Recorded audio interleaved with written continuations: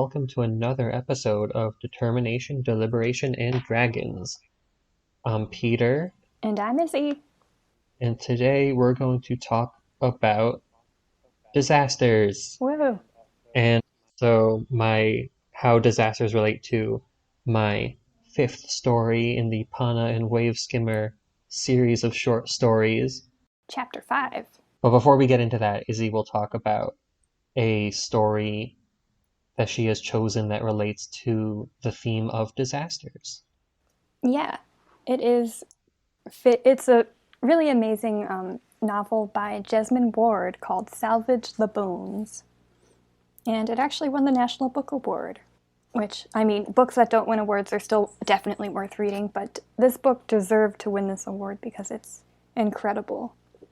And it's about the build-up and a little bit of the aftermath of the Hurricane Katrina for this one family that's living in Mississippi, a black family focused on the daughter and her brothers and father living the first few days before, or like the 2 weeks before Katrina hits, showing the progression of their lives until the storm happens and kind of them making preparations as they hear the weather reports and also just sort of following them in the real big twists and turns of their lives because a lot of drama is going on.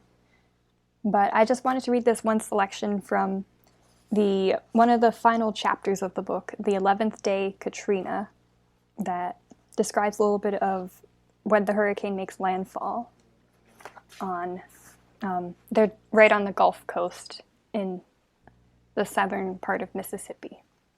So, when Mama first explained to me what a hurricane was, I thought that all the animals ran away, that they fled the storms before they came, that they put their noses to the wind days before and knew, that maybe they stuck their tongues out, pink and warm, to taste, to make sure, that the deer looked at their companions and leapt, that the fox chattered to themselves, rolled their shoulders, and started off. And maybe the bigger animals do. But now that I think that other animals, like the squirrels and the rabbits, don't do that at all. Maybe the small don't run. Maybe the small paws on their branches, the pine-lined earth, nose up, catch that coming storm air that would smell like salt to them, like salt and clean burning fire. And they prepare like us. The squirrels pack feathers, pack pine straw, pack shed fur and acorns from the oaks in the bowels of their trunks, line them so that they are buried deep in the trunks, so safe they can hardly hear the storm cracking around them. The rabbits stand in profile, shank to shank, smell that storm smell that hits them all at once like a loud sound, and they tunnel down through the red clay and the sand, down until the earth turns black and cold, down past all the roots, until they have dug great holes so deep that they sit right above the underground reservoirs we tap into with our wells. And during the hurricane, they hear water lapping above and below, while they sit safe in the hand of the earth. So, in my edition, that was pages 215 and a little of 216 from Jesmyn Ward's Salvage the Bones.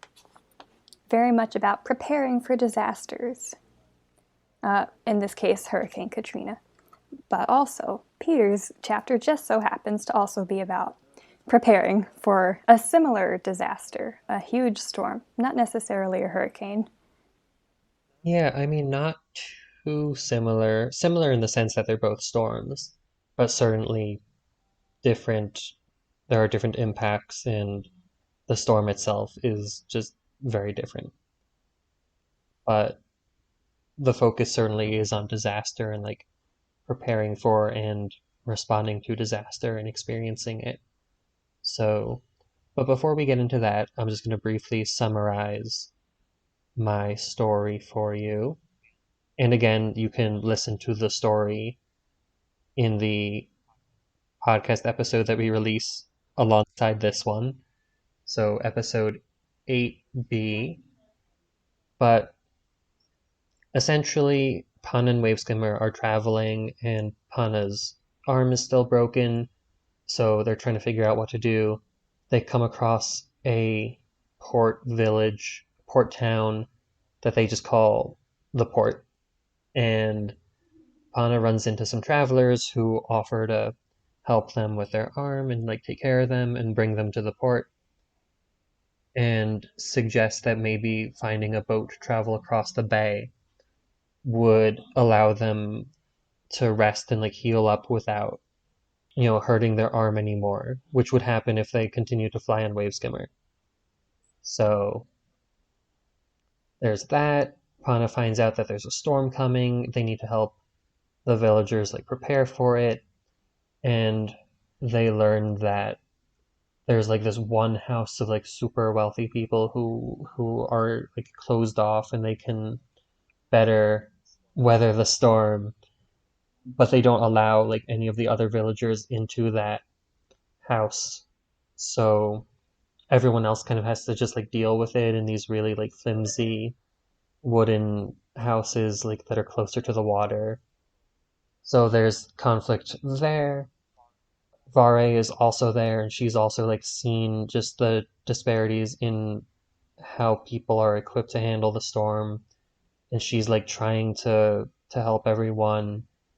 And basically both characters kind of on their own ultimately like become very fed up with those people who are just enclosed in their like one big compound, and help the rest of the villagers once like the storm is like really bearing down on them and like breaking apart some of the houses. They both help the people like get into this compound and get to safety, and like open the doors to everyone else. I think that pretty much sums it up in general. There's a lot of like other things that go The on. rock you didn't mention. There's a rock. Oh, the the important part of the The story. climax of the Um, story. yeah, so Pana still has that stone, that magic stone thing, and there's a giant like wave, like a tidal wave that comes in. It's gonna destroy everything, and they still haven't gotten all the villagers inside yet. They're having like a standoff. The guy who owns the house is like, "You guys can't come in here," and all the villagers are like, "But like our houses have already been destroyed. Like, please let us in." And then a tidal wave comes, and it's going to destroy everything, but Pana is like holding the stone, and the stone basically like causes the wave to just like flow over them in the air, and then it just like flows back out to sea eventually. So it like protects everyone. That part was very cool.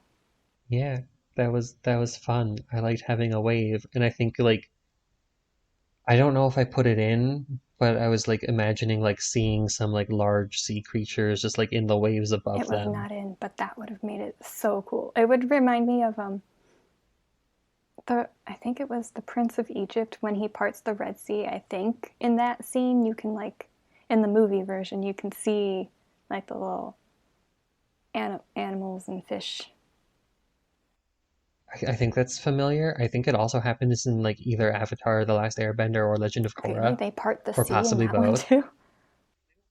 They don't part the sea, but they go like, so when Aang is taking the group on the Serpent's Path, and Oh they briefly go underwater, and they're water bending like the water around them, so there's like an air bubble for yes, them. And like I think they see a sea monster. The same thing happens in Legend of Korra. I don't know if they see a sea monster though, but they're like Mako and Korra are going underwater to get to airbending the Air Temple Island in the first season. oh And it's like, I mean, it's the same idea. I don't know if you see like sea creatures, but I in one of those cases you do see sea creatures. I'm certain. I think definitely maybe. in the Avatar one. I think well the sea creature like attacks them. They're like, please don't. We're just trying to get to land. I forgot that that other instance of it happened in Korra, but it does feel funny. Like they establish it in Avatar, and then they use it, for a much more casual reason than fleeing to safety to find refuge, because the Avatar gang is traveling with some refugees, and then they just use it to like, It's not a very casual like moment. They're going to like take out oh Amon, really? but Oh, okay. I yeah. don't remember much. I have technically seen Korra, but I don't remember it very well at all. But either way, the important part is like it's really cool and you can see the sea creatures in the water. Okay, well, it's still cool that they establish a thing and then they use magic system thing in the next iteration. Indeed. And I'm continually confused and curious about how this magic system in your story works because the magic stone, so many questions. It can absorb a shadow monster thing now, and from the Guardian of Riotho, for those who've listened to that previous episode, check it out. Or it does something where it keeps the water from drowning them. I guess that's kind of a smaller version of what it does here with the chapter 4 where they are in that cave and the water should engulf them when they destroy the ceiling and the water comes down through the ceiling and should drown them all. So this is like a Yeah, giant version of that with the tidal wave. indeed. Yeah, I don't really know what the stone can and can't do like in its entirety yet. And I'm kind of like honestly, I'm just thinking more of like Lord of the Rings sort of, where like Gandalf. Maybe people who are bigger fans like really know the limits and capabilities like of his power, but I have no idea and it seems so random. There are like moments where he's like, the sun is now here and like I've blinded the entire army and like now we can just like walk right through and like do whatever. And then there's other moments where he's like just like in The Hobbit, he's like, well, I have a sword. And I was like, but what about your magic staff? And he's like, I got a sword. So I don't know what he can do, and that's kind of what I'm picturing the stone as being. With I think it's a little bit more defined than Gandalf, like it's protecting people, but I really don't know what its ultimate like powers are. Yeah. This magic system in Lord of the Rings is a very soft magic system. It's so interesting, but it frustrates me sometimes because it doesn't explain itself enough. Which is fair, like, magic systems can do Yes. that. But I totally I'm not a fan of the Lord of the Rings magic system all that much either. No, I mean, I like the mystery, but there are certain limits where I'm like enough mystery for now. But I think this is a good amount of mystery for the stone so far. And I think I was reading it as maybe like, well, so far it's done, all it's done is like stop disasters of like big or small proportion. So the disaster stopping stone. So I'm using that word a lot to like tie the theme in, of course. But yeah, it's somehow related to the end of the world from that previous chapter 2. There's a small hint that something to do with the end of the world is going on with the stone and maybe stopping it, but I don't know exactly what yet. Yeah, I don't really know, but definitely I mean the end of the world, the apocalypse is a disaster. I think we can safely say that. And there's definitely this idea that the stone like I don't know if it necessarily like can prevent the apocalypse. And I think there is some sort of like relationship between the space that it's in and like who has the stone, possibly. So like, if right now they're like in the Hudson Bay, and if a volcano were to go off in like Italy, for example, I like would the stone do anything? Like, probably not. How so? Um, Like, what do you mean? 'Cause like I just think it's not close enough to like the volcano in Italy. So it has to be Like I think there is protecting this like element. specific people or Yeah, I think it's like it's kind of around proximity. So it can't do things like over huge mm-hmm, distances, maybe. mm-hmm, Although I guess that depends on the scale of the disaster too, though. Because like a volcano is, localized to where the lava can reach. And we see from like what the stone has done so far, the tidal wave obviously it covers like miles and it protected everyone from that. And I imagine it protecting like the forest in the surrounding areas from that as well. So it's not just like protecting humans, it's protecting just like life in general. But we've also seen it in the cave with Pana when the water like comes down and it protects, Pana and Waveskimmer. So that was like a smaller version of that. The shadow demon thing from Ryotho, like it took that and like protected Pana from that. So I think it just depends on like the scale. Like if there was like a global disaster all of a sudden and there was like an asteroid that was coming towards the Earth, I feel like it potentially could protect from that, even though the asteroid is like, super far away. But I think like a smaller scale, like more localized thing, you would probably need the stone to be closer. What about But I'm what not about sure. when you say volcanoes? I think also a big problem for them is the volcanic ash that they release, and it travels hundreds of miles in the atmosphere. How would it be able to deal with that kind of like big dispersal or dispersion over huge geographic areas of like volcanic ash like that, or similar, like nuclear apocalypse, radiation? Yeah, I mean, I guess this goes into like some of the world building in my mind too. And like I don't know how much ultimately is like revealed in this specific story, but ultimately, this world is our world to a degree, with some wiggle room. And I imagine most of the world as, or maybe not most, but like huge portions of the world as having been like destroyed through like nuclear weapons and stuff. Definitely like the majority of the US in my mind is like this desert area, with the exception of like the Adirondacks in New York State. For no Um, particular reason. I couldn't do that to my mountains.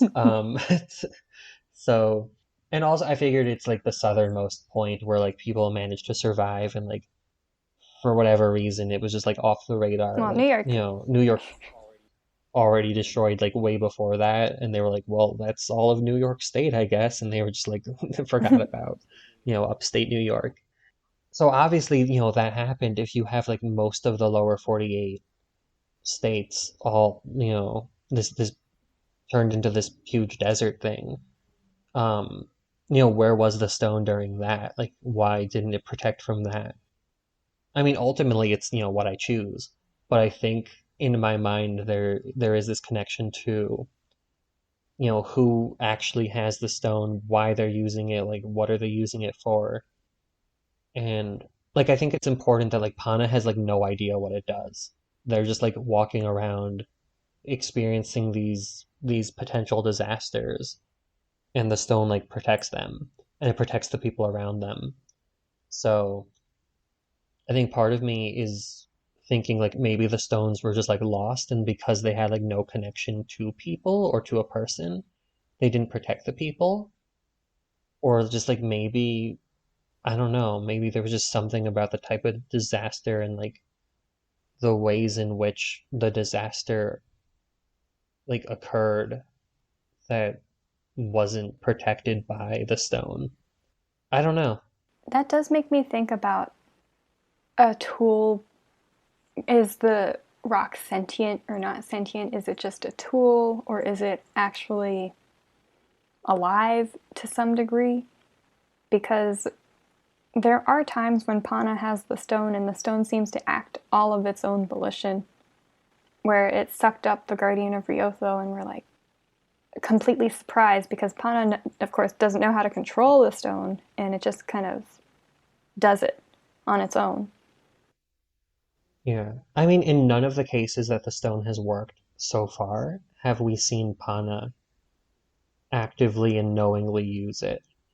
Even in this case, like Pana's, walking through the town and they're speaking, but I wanted to make it clear that they really don't know what they're doing, and this isn't really something that they're even aware of doing. So like they have, I make it so like Pana's speaking in like a different voice that's not quite their own. And I think there's this idea that like the stone, I think you're right that the stone like is alive in a way, and it kind of like knows when and how it should be used. And I think that was just important. I mean, there's a lot of reasons you can get into, like, why it's important to, like, show people not being able to use, like, a certain power. But I really just wanted to, like, point out that it's not, Pana, it's not like any individual person who can decide to, like, use the power. There's no, like, using it, if that makes sense. It's all just, like, things happen, and, like, the stone, which is the power, like, ultimately does what it wants to do. Well, knowing that does add some more to my understanding of how the stone should work. But I keep still expecting Pana to be level 1 to level 2 to level 3 and slowly learn the secrets of the stone and how to use it. So to think that it can't really be something that is usable, but something that you carry and transport, and if it wants to help you, then it will, is different. I mean, I'm still, since it's also still the beginning stages of Pana having the stone, I was still waiting for the time to drop the training montage where Pana Hmm. learns or finds some secret text or something. Yeah, and I think you're just making me think about how the stone is used beyond this story, which obviously we haven't gotten to yet. Even though Pana doesn't necessarily figure out a way to use it, I think they begin to understand it a little bit better. And there's like an expectation that, oh, if I do this, the stone will do this. So they come into relationship with one another in a way. And like, even though Pana can't really use the stone, and I'd like to think that the stone can't really use Pana, even though it like sort of did in this It did seem chapter. a little bit like Otherwise, possession. yeah, and like I need to edit that and make it a little bit less possession-y. And like I tried making a point at the end of like, oh, Pana was like aware of a lot of the stuff, and they knew that they were talking. It's just like the particulars are a little bit fuzzy in Now their that made it mind, sound like more when they like think back to it. they were being possessed, a backseat driver in their own body. Oh, okay. I was hoping it would be kind of like, well, they had like some It control. didn't sound like So that. it's not okay. It's not like Ginny Weasley where like she just forgets everything and she's like, my memory is completely blank. But if that didn't work for you and like it seemed more like possession, I'll work on it. I mean, I think either way, like forgetting everything or still remembering things, it just Pana didn't feel like it was choices that they made or actions that they at least in part chose to do. There was a line where something like they felt emboldened beyond their normal capacity, but it was still their own bravery that they were showing. That was more clear to me. Hmm. But the forgetting things part, or No. the part where they were like, "I did this thing, but I don't know how." Okay. Not that it can't be a little wrapped in mystery, a little enigma, but I guess figuring out a way to walk that line. Yeah, I'll have to work on that a little bit because I want it to be more of this relational thing, and I think it's important too that most of the time like the stone does stuff, sure, but I think most of the ways that Pana like helps people is not necessarily with the stone. It's all just like through talking with them in relationships and like learning about them. So I'm trying to make like the stone is, super cool and important, but at the end of the day, like you don't need the stone. Pana doesn't need the stone in order to go about doing the things that they're doing, I don't know about the tidal I wave think. part. Well, with some exceptions. Um, certainly with the tidal wave, and I'm eating my words now because the final story, like absolutely you need the stone. But I would like to think that the more important part isn't the stone, it's like Hana's willingness to go and explore and to try to do their best for the world. And if Pana wasn't there, Like if it was Varé holding the stone, would the stone work? I don't know. I mean, Vare's also, I tried pushing the idea of like her caring and being a good person in this one, It almost came but across, like, but I think partly I wasn't sure which parts she was reacting to things and which parts were like her own initiative. mhm. Um, I mean, I guess like disasters, like which parts of this is survival mode and which parts of this are things that she would do if it wasn't in extremity. Oh, okay. Like she's choosing to like live with people, and she does seem like very much kind of like Pana, a loner, like not very many friends or people that she gets along with, and she's around a lot more people and putting up with them. But I don't know if it's just part of her, this is a serious situation so I have to help out, or her genuinely being, I mean, not that she seems evil or ruthless entirely, but I just don't know her character well enough at this point to know where the line is. Which, I mean, we're still getting to know her through these pages, so it's fine to not tell everything right up front. And that's fair. Like at the end of the day, like I mean, I would like to think that she's this good person, and I don't know how much that comes across in the writing though. So, definitely something I need to work on. But like yes, like I don't know. I'm just curious about like the stone and how that would work with other people, and like I just genuinely don't know how exactly the stone works and like what that relationship with the person and what the person's motives like need to be. Mm-hmm. So I'm pushing for like this idea that, it can't be used, the person needs to be like doing good things. But, it could change. We can see some different things happening possibly, if I so decide. Yeah, I mean, up until this point, it is clear Pana, when the stone has been used or when the stone uses itself, it's in moments of this person needs protecting now from like imminent death. But Pana isn't themselves aware of using the stone, and so I never really thought about motivation being a factor necessarily, Mhm. since the stone just kind of turns itself on and turns itself off. But it does definitely seem like the turning on and off is motivated by life or death circumstances, or maybe not life and death well, pretty much at this point it's pretty serious. Yeah. It can't be like, even, well, I don't know if the stone was directly next to Pana when they broke their arm or not, but yeah, breaking the arm doesn't count. Yeah, so it doesn't do everything. And one thing that I was thinking of when I was like developing the stone was the idea of it really being a protector against like environmental Mm-hmm. things. So, I mean, we've seen so far like the two water things and then like the shadow demon, which, maybe blurs that line a bit. So, I mean, Pana falls and like breaks their arm. Stone didn't protect them from that. Would it protect them from like, if Varé went at them with like a weapon of some sort? Like, I don't know. And I kind of feel like, I mean, maybe this is another thing. I kind of feel like the stone, generally speaking, is something that I want to be used in a larger way with like a larger focus on the world.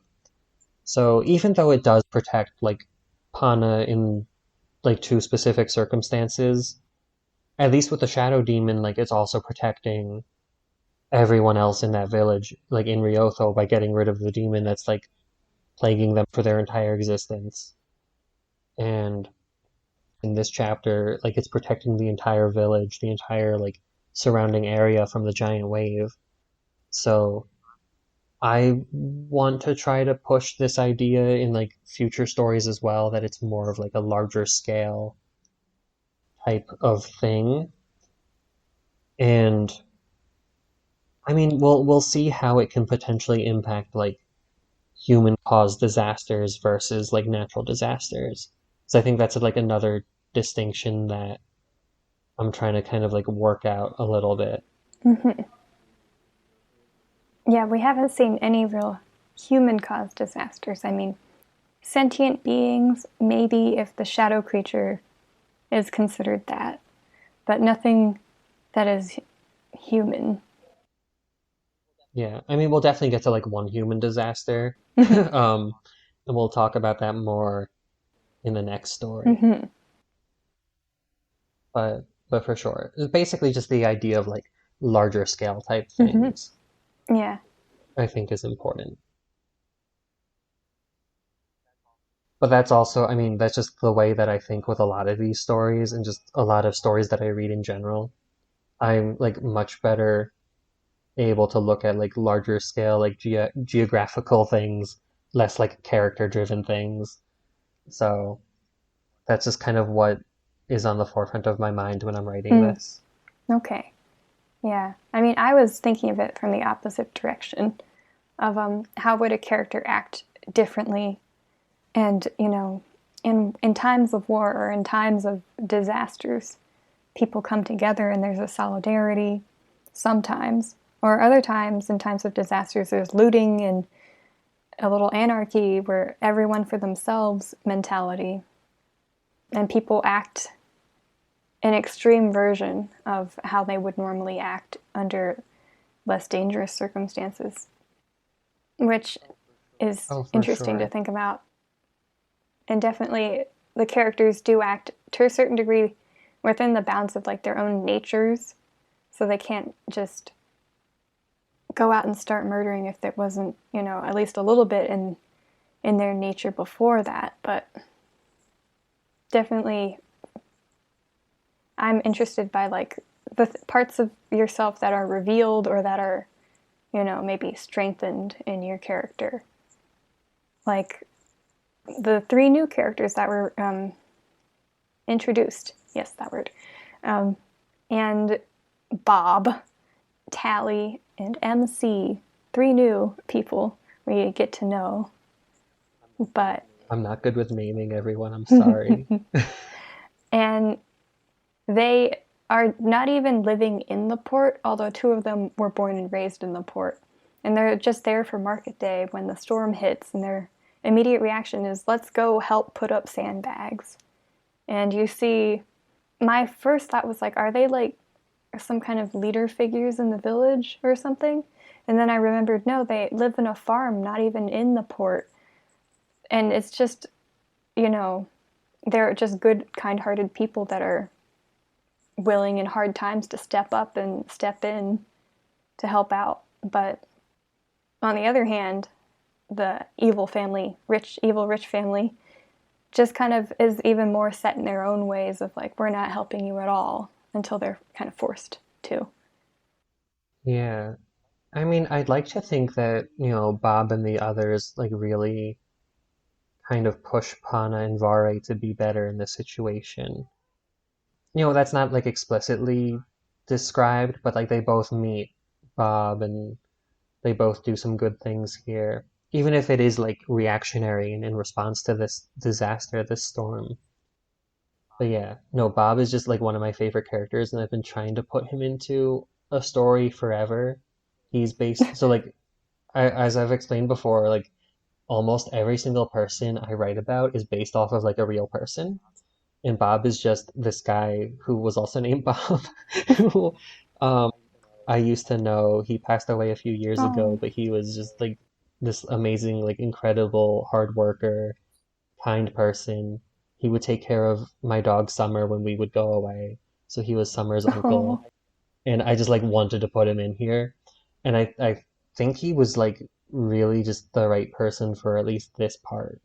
And like you can see like as Izzy said, like the storm is coming and he didn't even realize it was coming. And he's like, well, I'm here now. Like better like lift these bags of sand to this person's house, like start like shoring up all the defenses here and like making everything waterproof as best as I can. So he's definitely like this wonderful example of just like a disaster is coming and he's like, well, we're all in this together. So he was fun to write about. Hmm. Yeah, I think it's interesting, especially for like a disaster story, for me to think about how much extreme circumstances like that can reveal hidden depths in a person that you wouldn't see under ordinary circumstances. Or especially even for Pana and Varé, like they are responding, but how you choose to respond is important. Even if it is just like not something you didn't initiate it, but it's still your own choice. But it does make me wonder about after the disaster is over or after the immediate danger is over and how people choose to react after that, and do they go back to the way they were acting before. So partly the responsiveness still makes me wonder, because it does make me think they were reacting because of extreme circumstances, and it does reveal they have the capacity to do certain things, and Varé has the capacity to be a helpful, caring person and help out people she doesn't even know. But under ordinary circumstances, when it's not like the duress of a life or death situation, how would she act? Is really, I guess, my deeper question. Yeah, I mean that's an incredible point. Do you continue to hold on to this like newfound sense of community and like togetherness, or do you go back to like what you said, just whatever you were doing Mm-hmm. before? So, and this is especially just important for Pana and Varé. Like Vare's hunting Pana down, so like is that going to change, or will they like come to some sort of understanding? I Mm-hmm. don't know. I mean, I do, but I don't know. Yeah, but it makes me think of how, like when disasters happen and people around the world donate to different funds to help with the disaster relief. But then a few months after the disaster, donations drop off, and then the rest of the world kind of forgets about it. And it makes sense. You don't have the thoughts of a place 500 miles or thousands of miles away from you in the top of your mind all the time. But we're in a globalized society. Like the world is connected, whether we want it to be or not. And I think for the most people, people want it to be connected, even with the consequences of globalization. But it does make me wonder, going back to the day to day is necessary, because being in a constant state of emergency is incredibly stressful and not sustainable. But I guess thinking of how do people learn how to live in a more consciously community minded way, rather than falling back into the patterns that we have set, which I don't know if Varé is going to do that or not. I don't know also what Pana will do, because I mean, they're definitely more inclined by their nature, from what has been shown of their nature, to be helpful without prompting of a disaster. But I guess I'm thinking about how could they both do it more intentionally, because at this point Pana still isn't at the point where they're like thinking I'm going to stop the tidal wave, me making the choice to do so, or me saving the world from the second apocalypse that may or may not happen. But I do see them making more choices to intentionally be brave. They tell themselves to choose the brave choice, and I appreciate that being put in. yeah, I mean, definitely, like maybe they will learn something from this and be better able to respond to future disasters. And I think that's like the worry too. Like not just that you won't learn anything and you'll lose the sense of community that you got from that disaster, but that that will happen and you'll face another disaster, which is just like especially important, in our own lives, like at least, in the Northeast US and like Southeast US, like hurricanes are only like getting more frequent and worse. So like, even especially just the idea of like Hurricane Katrina, where like there are still communities that are like still trying to recover from that. And that was in like 2005, I think. So there are parts of New Orleans that like still haven't recovered entirely. And yet they've faced like other hurricanes since then. So like how do you hold on to everything that you've learned and all the people that you mutually helped like during that time? And how do we as like people who don't necessarily experience those disasters, but like Izzy said, we're aware of them and like we sent aid at like one point. How do we keep all those places in mind and like do our best for those places while also like still living your day-to-day life and not, worrying all the time, but doing your best to like make sure those things don't go forgotten. I don't know, it's a lot to think about and it's certainly a difficult issue in a lot of circumstances. Mm-hmm. Like Puerto Rico too still hasn't recovered from that hurricane like 5 years ago. And like we just, that was a big issue like for however long, like a month or so. Um, and then we all just like forgot about it. And as we see like now with Ukraine and like all the refugees, like how are we going to keep that in mind going forward? And how does that connect to like other refugee crises? And what do we do about those after we've seen what we can do with Ukraine? Mm-hmm.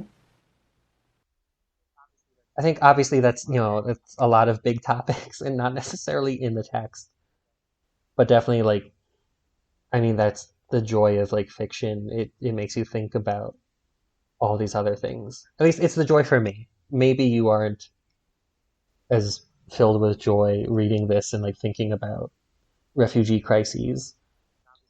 And obviously, not that those things like bring you joy. I think it's just interesting. Like we should be like horrified at all these crises, like do our best to like help the people involved. So joy is like not the right word for that. It's just interesting using fiction as a way to think about all of those things. Mm-hmm. It is. Yeah, I would say no answers to those questions. I have no answers. You can't solve all these global crises alone, is he? Going to the text, I do think it is great to think of fiction and be able to expand out from there because it is, the creation of a world, but also sort of an introduction and a tie back into our own world. Because all of these fictional worlds that are created in the pages of any book come from the mind of a person who is alive or was alive, and everything ties back to their own personal experience and their own imagination that is inspired by real things.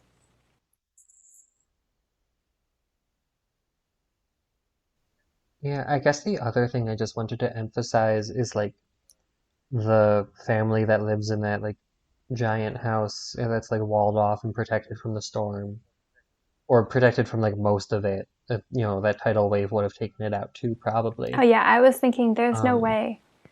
I mean, they when they do storm the house, they don't notice the tidal wave yet. But then when they notice the tidal wave, I'm like, even continuing to ask to go inside will not help you in this case. yeah, there's really nothing they can do at that point.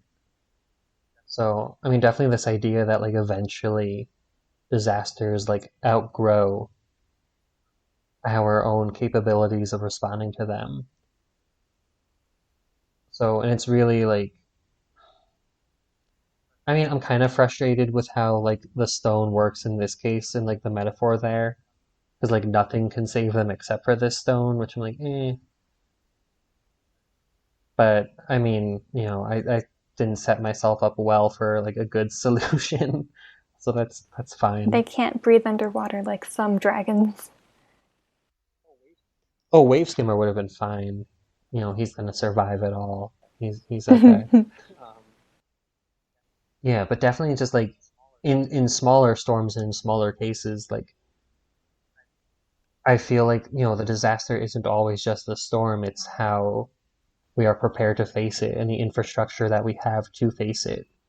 And the fact that like this one family can survive probably like most of what can be thrown at them, but like no one else has that same Mm. ability. Like they're all living in houses with like the houses in this society are structured so there's only like three walls with a removable fourth one, and they're all kind of like smaller and closer to the water.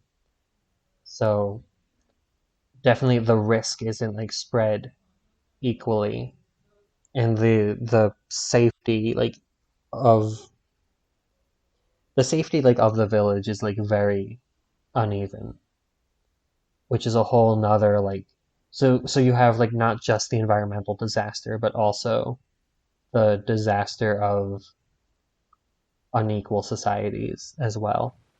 Mm-hmm. It was actually, well, small detail, I guess. But it was interesting to read the detail that the big fancy house had water flowing down the sides of the walls in order to prevent the salt from building up. This seemed like an unusually salty coastal area. Maybe Lot. the ocean was extra salinated from the apocalypse or something. But the salt buildup seemed like amazingly fast on everything and was crusting over the walls of all the smaller houses. But then this big fancy house just had water running down the sides of it so the salt wouldn't build up. Maybe Yeah. salt does damage to structures. I don't live by the ocean, so I don't know. I mean, it's usually you don't have like issues quite like this. I was just thinking for sure, like if you're by the coast, you'll get like a nice healthy layer of salt on you if there's like a good wind and some ocean spray. I think it like ultimately can like cause some damages, probably not too much. In this quantity, probably. But I also just like was thinking one of the signs of just excess and wealth in a lot of cases is how people use water. So the rest of the people, they're not going to necessarily use the water to like, wipe their houses clean of salt constantly. Like they need that to drink, they need it to bathe and like stay clean. So it's only this one like super wealthy family that can afford to bring in all this water and like constantly shower their house. So I think that was more um partly like a practical, like we want this thing to be clean and not damaged from the salt, but definitely like more of just a symbol of just complete excess of this one family. Okay. Yeah, I was thinking of it more from a structural nature because I didn't know if salt was harmful to buildings or not. But that also makes a lot of sense. I think certainly, if you have a giant pile of salt just like next to your house at some point, you're gonna have some problems. So this is definitely like an extreme version of just like salt Mm-hmm. everywhere. Although, actually, now that we're thinking of inequity, salt was a source of wealth back in the day when there were no refrigerators and things. You could keep food preserved with salt, and it was basically like having salt was Oh, like true. being wealthy. I mean, in this world, it doesn't seem like that, but my dad read a book on salt, and I know the smallest amount that he talked to me about it. But it is interesting Hmm. also the way that different resources can become coded depending on your circumstances and the context, and maybe even the time period. Lobster in Maine used to be like a poor person's food, and because anybody could catch it, and it was just like, yep, you got it. It's easy to get and plentiful, so it wasn't something in demand for people who had money. And now They literally gave it to they did. prisoners. I Yeah. didn't know that, but now it's like super fancy food with completely different cultural connotations. Yep. So yeah, it's interesting the way things can change. And I mean, going back to Salvage the Bones, it definitely deals with these kinds of inequities a lot. With the main family of this book living in rural Mississippi and very much living with lower income, not a lot of resources to speak of, small town, and even like smaller number of people who really care to pitch in. And definitely there is a community sense that we'll look out for each other and we'll look out for our own. But that would be mainly the black people and the black community looking out for itself, and then the white community being like the other side of the tracks, basically, and not caring. And also partly, or not partly, but definitely involving the systems that have created those inequities. So I don't know what systems quite exist in this post-apocalyptic world, because a lot of the systems were completely destroyed, but different social and institutional systems from Salvage the Bones in American society that have created the inequities that make people so unprepared, or that cause people to be so unprepared and facing such a lack of resources. But transitioning from my last point, we're going to share some of our favorite lines that we each picked out from this chapter to close up the episode. So I will go first, and my line is something from the end of the chapter.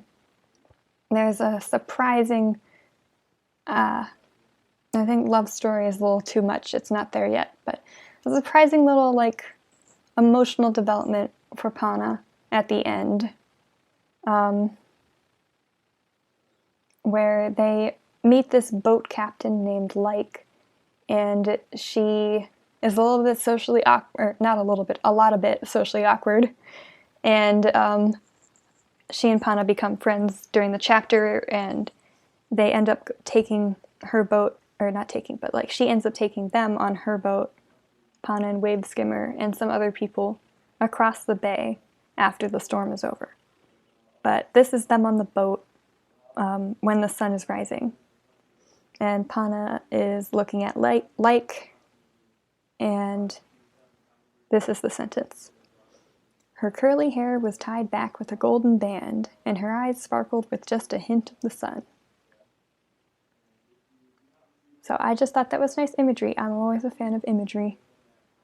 And also because she hadn't really been described in detail before that, so I knew she had curly hair, but I didn't really know what she was wearing or anything. And I also didn't really realize, I mean, it doesn't focus on Pana's feelings for her until the end of the chapter, so this extra bit of imagery does help convey just the fact that they're noticing.